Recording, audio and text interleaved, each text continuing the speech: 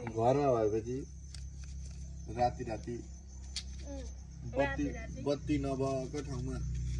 सिलौटो भएपछि यसरी बत्ती देखाउनु पर्छ देख्यौ के पिसेको यो के अरे बाहुनको छोरी भएर माछा खान्छे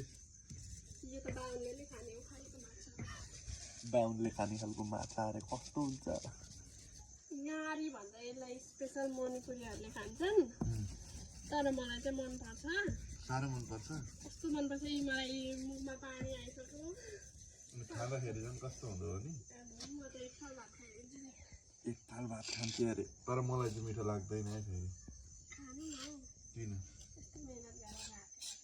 भयो कसरी भयो एकछिन यहाँ बोटकोमा हाल्नु परेन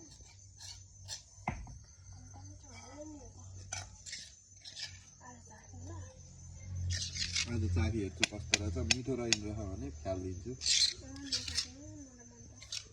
ठिकै छ त मिठो रहेन भने थोरै म खान्छु अनि जुठो तैँले खाँदा माया बढ्छ बुढोको जुठो खाँदा मुखमा घाउ निक्लिन्छ